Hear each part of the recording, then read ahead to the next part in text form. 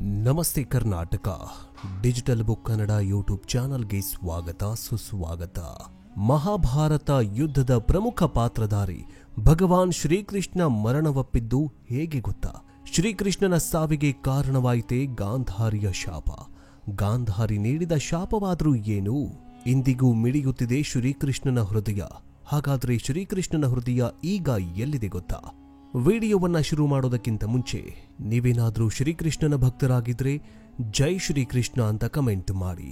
ಜೊತೆಗೆ ನಮ್ಮ YouTube channel ಅಲ್ಲಿ ಇಂತಹ ಮತ್ತಷ್ಟು ವಿಸ್ಮಯಕಾರಿ ವಿಡಿಯೋಗಳು ಇವೆ, ಅವುಗಳನ್ನು ನೋಡಿ ಪ್ರೋತ್ಸಾಹಿಸಿ.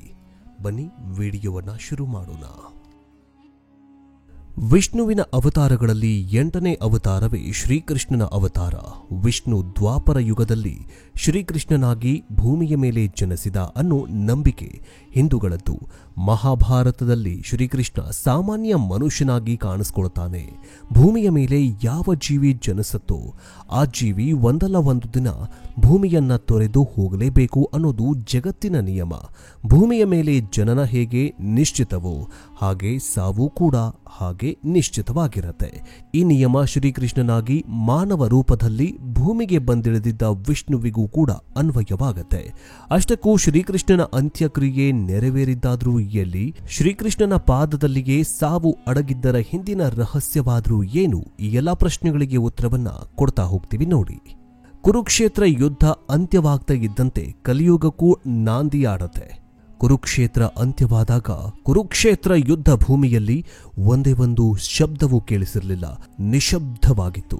ಸೂಜಿ ಬಿದ್ದರೂ ಸಪ್ಪಳಾಗಬೇಕು ಆ ತೆರನಾಗಿ ನಿಶಬ್ದವಾಗಿತ್ತು ಕುರುಕ್ಷೇತ್ರ ಅನ್ನೋ ಯುದ್ಧ ಭೂಮಿ. ಅಲ್ಲಿ ಸತ್ತು ಬಿದ್ದ ಸೈನಿಕರ ರಕ್ತ ಹೊಳೆಯಂತೆ ಹರಿತಾಗಿತ್ತು. ಅಂದು ಶವಗಳಿಂದ ಹರಿದ ರಕ್ತ ಕುರುಕ್ಷೇತ್ರವನ್ನೇ ಕೆಂಪಗಾಗಿಸಿತ್ತು. ಆದ್ರಿಂದ ಕುರುಕ್ಷೇತ್ರ ಅನ್ನುವಂತಹ ಪ್ರದೇಶದಲ್ಲಿ ಇಂದು ಕೂಡ ಮಣ್ಣು ಕೆಂಪಗಾಗಿಗಿದೆ. ಪಾಂಡವರು ತನ್ನ ಅಂತಂಬರನ್ನ ಕಳೆದುಕೊಂಡು ಗೆಲುವು ಅವರಿಗೆ ನಿಷ್ಪ್ರಯೋಜಕವಾಗಿತ್ತು. ಇಷ್ಟೊತ್ತಿಗಾಗಲೇ ನಿಶಬ್ದ ನಡುವೆಗೆ ಒಂದು ದೊಡ್ಡ ಧ್ವನಿ ಶಾಂತತೆಯನ್ನ ಕದಡಿತು. ಅಯ್ಯೋ ನನ್ನ ಮಗನೇ, ಒಂದೇ ಒಂದು ಸಾರಿ ನನ್ನನ್ನು ನೋಡು, ಒಂದೇ ಒಂದು ಸಾರಿ ಕಣ್ಣು ತೆಗೆದು ನೋಡು ದುರ್ಯೋಧನ ಅನ್ನೋ ಹೆಣ್ಣಿನ ಧ್ವನಿ ಇಡೀ ಯುದ್ಧ ಭೂಮಿಯನ್ನ ಮತ್ತೆ ಕಂಪಿಸುವಂತೆ ಮಾಡಿತು. ಅವಳ 100 ಜನ ಗಂಡು ಮಕ್ಕಳು ಅವಳೆದುರೇ ಸತ್ತು ಬಿದ್ದಿದ್ರು. ಅವಳು ಮತ್ಯಾರೂ ಅಲ್ಲ, ಕೌರವರನ್ನ ಬೀಜದಿಂದ ಹುಟ್ಟಿಸಿದ್ದ ಗಾಂಧಾರಿ. ದುರ್ಯೋಧನ ವಿಷ ಬೀಜದಿಂದ ಹುಟ್ಟಿದ್ನಾ ಅನ್ನುವಂತಹ ಪ್ರಶ್ನೆ ಮೂಡುವುದು ಸಹಜ. ಹೀಗೆ ಪಾಂಡವರ ವಿರುದ್ಧ ಸೋತು ಕುರುಕ್ಷೇತ್ರ ಯುದ್ಧದಲ್ಲಿ ದುರ್ಯೋಧನ ಮತ್ತು ಅವಳ ಅಂದ್ರೆ ಗಾಂಧಾರಿಯ ಮಕ್ಕಳು ಶವವಾಗಿ ಬಿದ್ದದನ್ನ ನೋಡಿದ ಗಾಂಧಾರಿ ಬಿಕ್ಕಿ ಬಿಕ್ಕಿ ಅಳೋದಕ್ಕೆ ಶುರು ಮಾಡಿದ್ದಳು. ತಾಯಿಯ ರೋಧನೆಯನ್ನ ಸಹಿಸುವಂತಿರಲಿಲ್ಲ. ಅವಳನ್ನ ಎದುರಿಸುವ ಧೈರ್ಯ ಯಾರೂ ಕೂಡ ಮಾಡಲಿಲ್ಲ. ತನ್ನ ಪುತ್ರರನ್ನ ಕೊಂದವರು ಯಾರೇ ಆಗಲಿ ಆಕೆಯ ಬಳಿ ಕ್ಷಮೆಯಿಲ್ಲ ಅಂತಂತಿದ್ದ ಪಾಂಡವರಿಗೆ ಆ ಸಂದರ್ಭದಲ್ಲಿ ಆಕೆ ತಮ್ಮನ್ನ ಹೇಗೆ ನಡೆಸ್ಕೊಳ್ತಾಳೆ ಅನ್ನೋ ಚಿಂತೆ ಕಾಡತೊಡಗಿತ್ತು. ಪಾಪ ಪ್ರಜ್ಞೆ ಮತ್ತು ಸಂಕಟದ ಕರಾಳ ಮೋಡಗಳು ಪಾಂಡವರ ತಲೆಯನ್ನ ನುಚ್ಚು ನೂರು ಮಾಡಿ ಹಾಕಿದ್ವು. ಆದರೂ ಸಾಂತ್ವನ ಹೇಳಲು ಮುಂದಾಗಿದ್ರೂ ಭಯದಿಂದ ಸಾಧ್ಯವಾಗಲೇ ಇಲ್ಲ. ಪಾಂಡು ಪುತ್ರರು ಗಾಂಧಾರಿಯ ಬಳಿಗೆ ಬಂದಾಗ ರಾಜ ಸಂಜಯನನ್ನ ಕಂಡ ಗಾಂಧಾರಿಗೆ ಕೋಪ ತಡೆಯೋದಕ್ಕಾಗಲಿಲ್ಲ. ಪಕ್ಕದಲ್ಲೇ ನಿಂತಿದ್ದ ಕೃಷ್ಣನನ್ನ ಕಂಡವಳೆ ಕಣ್ಣೀರು ಬತ್ತಿ ಕೆಂಗಣ್ಣಿನಿಂದಲೇ ಕೆಕ್ಕರಿಸಿ ನೋಡ್ತಾಳೆ. ನನ್ನ ಮಕ್ಕಳನ್ನ ಕೊಲ್ಲುವ ಹಕ್ಕು ಯಾರಿಗಿದೆ? ನನ್ನ ಮಕ್ಕಳನ್ನ ಕೊಲ್ಲುವ ಹಕ್ಕು ಯಾರಿಗಿದೆ? ದೇವರೇ ಕೃಷ್ಣ, ಯಾಕೆ ಹೀಗ್ ಮಾಡ್ದೆ ಅಂತ ಕರಳು ಹಿಂಡುವ ಧ್ವನಿಯಲ್ಲಿ ಆಕೆ ಆಕ್ರಂದನ ಕೆರಳಿತು. ಮನಸ್ಸು ಛಿದ್ರ ಛಿದ್ರವಾಗಿ ಕೂಗತೊಡಗತ್ತೆ. ಪಾಂಡವರ ಜೊತೆ ಕೃಷ್ಣನು ಅಲ್ಲಿಯೇ ಶಾಂತವಾಗಿ ನಿಂತಿದ್ದ. ಕೃಷ್ಣ ದ್ವಾರಕೆಗೆ ಹೊರಡುವ ಮೊದಲು ಗಾಂಧಾರಿಯ ಆಶೀರ್ವಾದವನ್ನ ಬಯಸಿದ. ಗಾಂಧಾರಿ ನಿಂತಿದ್ದ ಕಡೆ ಕೃಷ್ಣ ನಡೆದಾಗ ಅವಳ ಕೆಂಪಾದ ಮುಖವು ಮತ್ತಷ್ಟು ಕಡುಗೆಂಪಾಗತ್ತೆ. ಗಾಂಧಾರಿ ಪಾಂಡವರಿಗೆ ಮತ್ತು ಕೃಷ್ಣನಿಗೆ ಶಾಪದ ಸುರಿಮಳೆಯನ್ನೇ ಸುರಿಸ್ತಾಳೆ. ಕೃಷ್ಣನು ಗಾಂಧಾರಿಯ ಬಳಿಗೆ ಬರ್ತಾ ಇದ್ದಂತೆ ಗಾಂಧಾರಿಯ ಸಹನೆಯ ಕಟ್ಟೆ ಒಡೆದು ಹೋಗತ್ತೆ. ಇದಕ್ಕೆಲ್ಲ ನೀನೇ ಕಾರಣ ಕೃಷ್ಣ. ಈಗ ನಿನಗೆ ಸಂತೋಷವಾಗಿರಬೇಕಲ್ಲ. ಜನರು ನಿನ್ನನ್ನ ದೇವರು ವಿಷ್ಣುವಿನ ಅವತಾರ ಅಂತ ಭಾವಿಸ್ತಾರೆ. ಇಂದು ನಾನು ನಿನ್ನಿಂದಾಗಿ ದೇವರನ್ನ ಪೂಜಿಸಲು ನಾಚಿಕೆ ಪಡ್ತಾ ಇದ್ದೇನೆ. ನನ್ನ ಒಬ್ಬ ಮಗನನ್ನೂ ಕೂಡ ಉಳಿಸೋದಕ್ಕೆ ಆಗಲಿಲ್ವಲ್ಲ. ನೀನು ದೇವನೇ ಆಗಿದ್ರೆ ನನ್ನ ಶಕ್ತಿಯಿಂದ ನೀನು ತಡೆಯಬೇಕಿತ್ತಲ್ವಾ? ಈ ಅನಾಹುತವನ್ನ ತಪ್ಪಿಸಲು ನಾನು ಪ್ರತಿ ಬಾರಿಯೂ ನಿನ್ನನ್ನ ಪ್ರಾರ್ಥಿಸ್ತಾ ಇದ್ದೆ. ಆದರೆ ನೀನು ನನ್ನ ಮಕ್ಕಳೆಲ್ಲರನ್ನ ಕೊಂದು ಬಿಟ್ಟಿಯಲ್ಲ. ನೀನು ನನಗೆ ಯಾಕೆ ಹೀಗೆ ಮಾಡಿದ್ದೆ ಕೃಷ್ಣ ಅಂತ ಗಾಂಧಾರಿ ಕೇಳ್ತಾಳೆ. ಆದ್ರೆ ಕೃಷ್ಣ ಮೂಳು ನಗುತ್ತಾ ಶಾಂತವಾಗಿ ನಿಂತ. ಇದನ್ನ ಕಂಡವಳಿಗೆ ಇದರಲ್ಲಿ ಕೃಷ್ಣನದ್ದೇ ತಪ್ಪಿರಬಹುದು ಅಂತ ಸಾಬೀತಾಗತ್ತೆ. ಗಾಂಧಾರಿ ಕೋಪದಿಂದ ನಡಗುತ್ತಾ, ನನ್ನ ಮಕ್ಕಳನ್ನ ಕೊಂದು ನಂತರ ನೀನ್ ಹೇಗೆ ತಾನೇ ನಗ್ತೀಯ? ನಿಮ್ಮ ತಾಯಿ ದೇವಕಿಯ ಬಳಿ ಮಗುವನ್ನು ಕಳೆದುಕೊಂಡ ನೋವು ಕೇಳಿಕೋ. ನನ್ನ ಪತಿಗಾಗಿ ನನ್ನ ತ್ಯಾಗ ನಿಜವಾಗಿದ್ದರೆ ನೀನು ಇಂದಿನಿಂದ ಇನ್ನೂ 36 ವರ್ಷಗಳಲ್ಲಿ ಸಾಯುತ್ತೀಯ. ನೀನು ಮಾತ್ರವಲ್ಲ, ನಿನ್ನ ಕುಲವು ನಾಶವಾಗತ್ತೆ. ನಿನ್ನ ಯಾದವ ಕುಲವು ಸಂಪೂರ್ಣವಾಗಿ ನಾಶವಾಗಲಿ ಅಂತ ಶಾಪವಿಡ್ತಾಳೆ ಗಾಂಧಾರಿ.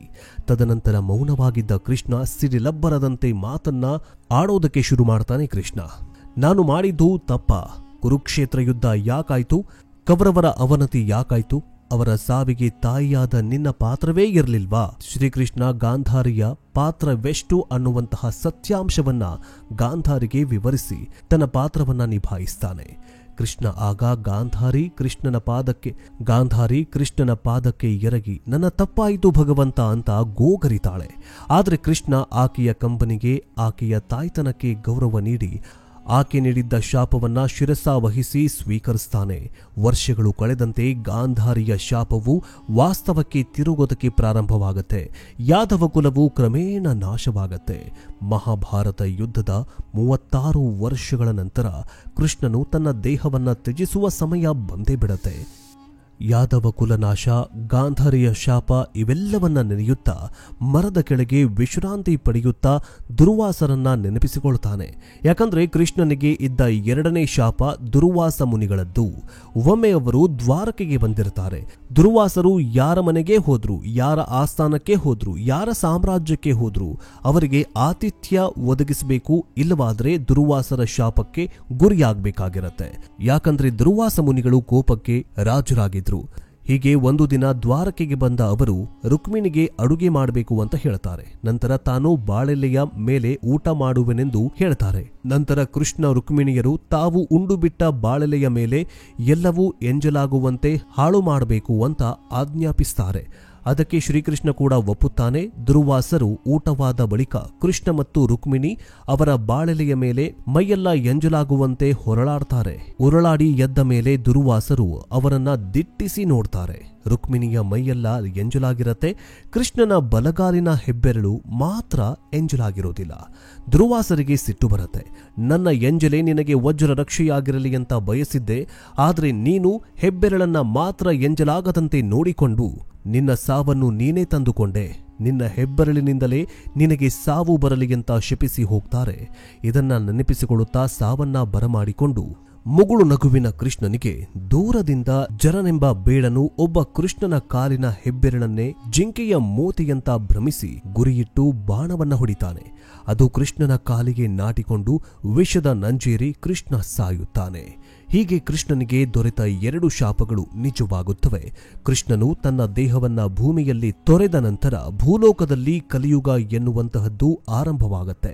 ಶ್ರೀಕೃಷ್ಣನು ಮರಣ ಹೊಂದಿದ ಸುದ್ದಿಯನ್ನ ತಿಳಿದ ತಕ್ಷಣ ಪಾಂಡವರು ಶ್ರೀಕೃಷ್ಣನ ಮರಣ ಹೊಂದಿದ ಸ್ಥಳಕ್ಕೆ ಆಗಮಿಸ್ತಾರೆ. ಹಾಗೂ ಪಾಂಡವರಲ್ಲಿ ಅರ್ಜುನ ಶ್ರೀಕೃಷ್ಣನಿಗೆ ಪ್ರಿಯನಾಗಿದ್ದರಿಂದ ಸ್ವತಃ ಅರ್ಜುನನೇ ಕೃಷ್ಣನ ಅಂತಿಮ ವಿಧಿವಿಧಾನಗಳನ್ನ ಪೂರ್ಣಗೊಳಿಸ್ತಾನೆ. ಗುಜರಾತಿನ ಸೋಮನಾಥ ದೇವಾಲಯದ ಬಳಿ ಇರುವಂತಹ ಹಿರಣ್ಯ ಸರಸ್ವತಿ ಮತ್ತು ಕಪಿಲಾ ನದಿಗಳ ಸಂಗಮದಲ್ಲಿ ಶ್ರೀಕೃಷ್ಣನ ಅಂತ್ಯ ಸಂಸ್ಕಾರ ಅಥವಾ ಅಂತಿಮ ಸಂಸ್ಕಾರ ನೆರವೇರಿಸಲಾಗತ್ತೆ ಅಂತ ಹೇಳಲಾಗಿದೆ. ಕೃಷ್ಣನ ಮೃತದೇಹಕ್ಕೆ ಅಗ್ನಿ ಸ್ಪರ್ಶ ಮಾಡ್ತಾರೆ. ಎಲ್ಲವೂ ಕೂಡ ಸುಟ್ಟು ಹೋಗುತ್ತೆ. ನಂತರ ಕೃಷ್ಣನ ಹೃದಯವು ಅಗ್ನಿ ಆಹುತಿಯಾಗದೆ ಇನ್ನೂ ಜೀವಂತವಾಗಿಯೇ ಇತ್ತು. ಅದನ್ನ ಕಂಡ ಪಾಂಡವರಿಗೆ ಪರಮಾಶ್ಚರ್ಯವಾಗತ್ತೆ. ಕೂಡಲೇ ಅಶರೀರವಾಣಿಯಾಗತ್ತೆ. ಪಾಂಡವರಿಗೆ ಈ ಹೃದಯವನ್ನ ನದಿಯಲ್ಲಿ ತೇಲಿಬಿಡಿ ಅಂತ ಆಕಾಶವಾಣಿಯಿಂದ ಸಂದೇಶ ಬರುತ್ತೆ. ಅದರಂತೆ ಒಂದು ಮರದ ಪೆಟ್ಟಿಗೆಯನ್ನ ನಿರ್ಮಿಸಿ ಅದರೊಳಗೆ ಪಾಂಡವರು ಕೃಷ್ಣನ ಮೃತದೇಹವನ್ನ ಇಟ್ಟು ತೇಲಿ ಬಿಡುತ್ತಾರೆ. ನಂತರ ಅದುವೇ ಪುರಿ ಜಗನ್ನಾಥ ದೇವಾಲಯದಲ್ಲಿ ಮೂಲ ಮೂರ್ತಿಯನ್ನಾಗಿ ಪ್ರತಿಷ್ಠಾಪಿಸಲಾಗಿದೆಯಂತೆ. ಹೃದಯ ಹೊತ್ತುಕೊಂಡು ಸಮುದ್ರದಲ್ಲಿ ತೇಲುತ್ತಾ ಹೋದ ಮರದ ದಿಮ್ಮಿ ಕೊನೆಗೆ ಒರಿಷಾದ ಇಂದ್ರದ್ಯುಮ್ನನಿಗೆ ಬಂದು ಸಿಗತ್ತೆ. ಇದನ್ನ ಎಲ್ಲಾ ರೀತಿಯಿಂದಲೂ ಪರೀಕ್ಷಿಸಿದ ಇಂದ್ರದ್ಯುಮ್ನ ರಾಜ ಅದನ್ನು ಒಂದು ಪೆಟ್ಟಿಗೆಯಲ್ಲಿ ಸುರಕ್ಷಿತವಾಗಿ ತೆಗೆದಿಟ್ಟು ಬಿಡ್ತಾನೆ. ಇದು ಅವನ ರಾಜ್ಯಕ್ಕೆ ಬಂದ ಮೇಲೆ ರಾಜ್ಯದಲ್ಲಿ ಸುಭಿಕ್ಷವಾದ ಒಂದು ವಾತಾವರಣ ಏರ್ಪಡುತ್ತೆ. ಆಗ ರಾಜನು ವಿಶ್ವಕರ್ಮರನ್ನೇ ಬೇಡಿಕೊಂಡು ಅವರಿಂದ ಕಟ್ಟಿಗೆಯಿಂದ ಶ್ರೀಕೃಷ್ಣನ ಮೂರುತಿಗಳನ್ನು ಮಾಡಿಸಿ ಆ ಮೂರುತಿಗಳಲ್ಲಿ ಶ್ರೀಕೃಷ್ಣನ ಹೃದಯವನ್ನ ಸೇರಿಸಿ ಇಡುತ್ತಾನೆ. ಇದರಿಂದಾಗಿ ಅಂದಿನಿಂದ ಇಂದಿನವರೆಗೂ ಪುರಿ ಜಗನ್ನಾಥ ಮಂದಿರದಲ್ಲಿ ಶ್ರೀಕೃಷ್ಣನ ಹೃದಯ ಪ್ರತಿಷ್ಠಾಪನೆಯಾಗ್ತಾ ಬಂದಿದೆ. ಇದು ತಲೆತಲಾಂತರದಿಂದ ಶ್ರೀಕೃಷ್ಣನ ಹೃದಯ ಇದೇ ಮಂದಿರದಲ್ಲಿ ಇನ್ನೂ ಅಸ್ತಿತ್ವದಲ್ಲಿ ಇದೆ ಅನ್ನೋ ನಂಬಿಕೆ ಸಾಕ್ಷಿಯಾಗಿದೆ. ಮರದಿಂದ ಮಾಡಿದ ಪ್ರತಿಮೆಗಳು ಬಹಳ ದಿನಗಳ ಕಾಲ ಉಳಿಯುವುದಿಲ್ಲ. ಹೀಗಾಗಿ ಪುರಿ ಜಗನ್ನಾಥ ಮಂದಿರದಲ್ಲಿ ಪ್ರತಿ 12 ವರ್ಷಗಳಿಗೆ ಒಮ್ಮೆ ಕಟ್ಟಿಗೆಯಿಂದ ಮಾಡಿರುವ ವಿಗ್ರಹಗಳನ್ನು ಬದಲಾಯಿಸಲಾಗುತ್ತೆ. ಪ್ರತಿ ಬಾರಿಯೂ ಕೂಡ ಕಟ್ಟಿಗೆಯಿಂದ ಮಾಡಿರುವ ಹೊಸ ವಿಗ್ರಹಗಳಿಗೆ ಈ ಬ್ರಹ್ಮ ಪದಾರ್ಥ ಅಂದ್ರೆ ಕೃಷ್ಣನ ಹೃದಯವನ್ನ ಕೃಷ್ಣ ವಿಗ್ರಹದಲ್ಲಿ ಸೇರಿಸಿ ಇಡಲಾಗುತ್ತೆ. ಪ್ರತಿ 12 ವರ್ಷಕ್ಕೆ ಒಮ್ಮೆ ವಿಗ್ರಹಗಳನ್ನು ಇಲ್ಲಿ ಬದಲಾಯಿಸಲಾಗುತ್ತೆ. ಆ ಬ್ರಹ್ಮ ಪದಾರ್ಥವನ್ನ ಹಳೆ ವಿಗ್ರಹದಿಂದ ತೆಗೆದು ಹೊಸ ವಿಗ್ರಹಕ್ಕೆ ಪ್ರತಿಷ್ಠಾಪಿಸಲಾಗುತ್ತೆ. ಈ ವೇಳೆ ಇಡೀ ಪುರಿ ಪಟ್ಟಣದಲ್ಲಿ ಒಂದೇ ಒಂದು ದೀಪವೂ ಕೂಡ ಬೆಳಗೋದಿಲ್ಲ. ಇಡೀ ಊರಿನಲ್ಲಿ ವಿದ್ಯುತ್ ಪೂರೈಕೆಯನ್ನ ತೆಗೆದು ಹಾಕಲಾಗುತ್ತೆ. ಮಧ್ಯರಾತ್ರಿ ವೇಳೆ ಈ ಹೃದಯ ಬದಲಿಸುವ ಕಾರ್ಯ ಆರಂಭವಾಗುತ್ತೆ. ಪ್ರಧಾನ ಅರ್ಚಕರು ಸೇರಿ ಹಲವು ಅರ್ಚಕರು ಮಾತ್ರ ಈ ಪ್ರಕ್ರಿಯೆಯ ವೇಳೆ ಹಾಜರಾಗಿರುತ್ತಾರೆ. ಕಣ್ಣಿಗೆ ಬಟ್ಟೆ ಕಟ್ಟಿಕೊಂಡೇ ಹಳೆ ಕಟ್ಟಿಗೆ ಮೂರ್ತಿಯಲ್ಲಿರುವ ಹೃದಯವನ್ನ ತೆಗೆದು ಹೊಸ ಮೂರ್ತಿಗೆ ಸೇರಿಸಲಾಗುತ್ತೆ. ಅರ್ಚಕರು ಕೂಡ ಕಣ್ಣಿಗೆ ಬಟ್ಟೆ ಕಟ್ಟಿಕೊಂಡೇ ಈ ಬ್ರಹ್ಮ ಪದಾರ್ಥವನ್ನ ಬದಲಿಸಬೇಕಾಗತ್ತೆ. ಆಯ್ದ ಅರ್ಚಕರು ಕಣ್ಣಿಗೆ ಬಟ್ಟೆ ಕಟ್ಟಿಕೊಂಡು ಕೈಗೆ ರೇಷ್ಮೆ ವಸ್ತ್ರವನ್ನ ಸುತ್ತಿಕೊಂಡು ಮಧ್ಯರಾತ್ರಿ ಗರ್ಭಗುಡಿಯನ್ನ ಪ್ರವೇಶ ಮಾಡ್ತಾರೆ. ಅಲ್ಲಿರುವ ಹಳೆಯ ದೇವರ ಮೂರ್ತಿಯಲ್ಲಿರುವ ಹೃದಯ ಅಥವಾ ಬ್ರಹ್ಮ ಪದಾರ್ಥವನ್ನ ಹೊರತೆಗಿತಾರೆ. ಬ್ರಹ್ಮ ಪದಾರ್ಥದೊಂದಿಗೆ ಹೊರಬರುವ ಅರ್ಚಕರು ಗುಂಪು ಅದನ್ನ ಹೊಸ ವಿಗ್ರಹದಲ್ಲಿ ಜೋಡಿಸುತ್ತಾರೆ. ಹೀಗೆ ಇಂದಿಗೂ ಕೂಡ ಕಲಿಯುಗದಲ್ಲಿ ಈ ಕೃಷ್ಣನ ಹೃದಯವು ಇಂದಿಗೂ ಮಿಡಿತಾಗಿದೆ ಅನ್ನೋದು ಭಕ್ತರ ಆಶಯ ಮತ್ತು ಭಕ್ತರ ನಂಬಿಕೆಯಾಗಿದೆ. ಇನ್ನು ಕಲಿಯುಗದಲ್ಲೂ ಕೂಡ ಶ್ರೀಕೃಷ್ಣ ಅನೇಕ ಪವಾಡಗಳನ್ನು ಸೃಷ್ಟಿ ಮಾಡ್ತಾ ಇದ್ದಾನೆ. ನೀವೇನಾದರೂ ಶ್ರೀಕೃಷ್ಣನ ಭಕ್ತರಾಗಿದ್ರೆ ಈ ಕೂಡಲೇ ಜೈ ಶ್ರೀಕೃಷ್ಣ ಅಂತ ಕಮೆಂಟ್ ಮಾಡಿ. ಮುಂದಿನ ವಿಡಿಯೋದಲ್ಲಿ ಮತ್ತೆ ಸಿಗೋಣ. ಜೈ ಹಿಂದ್, ಜೈ ಕರ್ನಾಟಕ, ಜೈ ಸನಾತನ, ಜೈ ಶ್ರೀಕೃಷ್ಣ.